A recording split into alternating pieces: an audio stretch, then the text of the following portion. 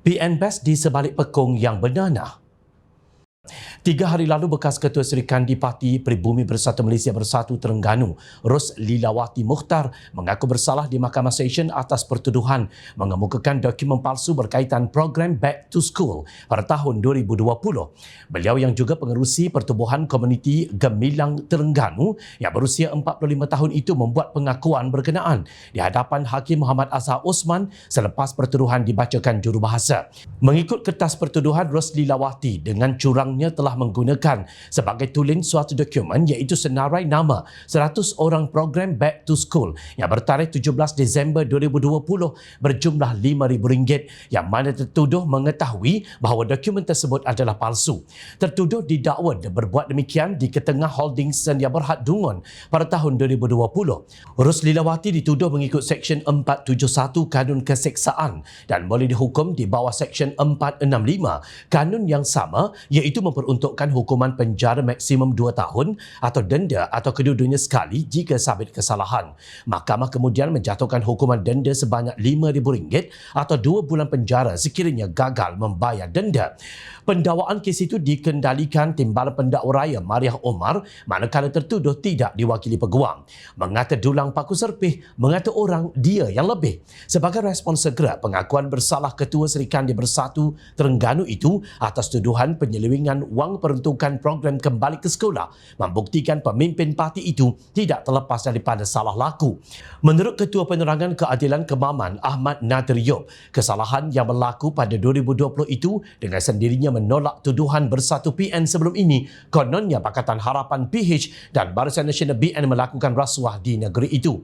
Saya nampak keputusan bersalah ini menunjukkan betapa hipokritnya kepimpinan bersatu yang sebelum ini sentiasa menuduh PH dan BN mengamalkan rasuah. Tetapi sekarang ini terbukti bersatu itu juga kuat menyeleweng peruntukan. Jadi kita nampak betapa rakusnya mereka dan berkuasa sanggup melemparkan fitnah kepada orang lain sedangkan kesalahan itu terletak kepada kepimpinan bersatu, katanya. Dalam pada itu, Ahmad Nadir juga membidas Ketua Penerangan Bersatu Terengganu, Datuk Razali Idris yang sering menggambarkan PH dan BN mengamalkan rasuah. Jadi minta pimpinan bersatu jawab kalau betul bersih kenapa Ketua Serikandi disabitkan kesalahan. Kepimpinan Bersatu Terengganu ini sebenarnya banyak berretorik kosong dan melakukan stunt politik murahan untuk memperbodohkan rakyat, katanya di Petik Suara Keadilan.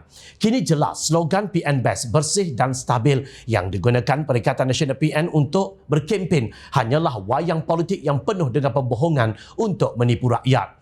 Ahli Majlis Kerja Tertinggi MKT UMNO Datuk Nur Jazlan Muhammad pernah berkata, hakikatnya kepemimpinan parti itu dipenuhi dengan individu yang banyak melalui penyelewengan wang ketika rakyat bergelut akibat pandemik COVID-19. Menurut beliau, Presiden Parti Pribumi Bersatu Malaysia Bersatu Tan Sri Mahyadin Mak Yassin dipercayai menggunakan undang-undang darurat untuk terus berkuasa dan mengunci Parlimen. Rompakan sejarah berjemaah dengan orang kanan, Ketua Penerangan Bersatu dan anak-anak menantu itu dilakukan secara senyap ketika ada rakyat terpaksa kibar bendera putih sebab tidak cukup makan. Mahyadin dan Puak PN rancak sebab duit rakyat untuk kepentingan peribadi dan parti mereka. Sampai SPRM terpaksa meminta bantuan polis dan Interpol untuk mencari menantu Mahyadin yang keluar negara dari bulan Mei tahun lalu sehingga sekarang tidak balik, katanya di Petik Utusan Online. Pelik juga bila bercerita tentang PN Best ini, rasa nak tergelak pun ada juga. Atas ukuran apa PN Best ini dicipta dan dizahirkan? Tak rasa malu ke? Bila orang tanya Mahyadin tentang keberadaan menantunya, naik merah padam muka beliau, marah dan naik hantu. Beliau kunci mulut sebagaimana beliau mengunci Parlimen sebab takut kena buang daripada jawatan Perdana Menteri ketika itu. Tetapi pelik, apabila masuk musim PRU15, mereka mendabik dada kononnya paling best, bersih dan stabil. Dalam siri kempen, mereka melalak menuduh PH dan BN kononnya menyamun, merompak, rasuah dan macam-macam lagi, padahal di sebalik pekung mereka ada kudis bernanah yang amat busuk.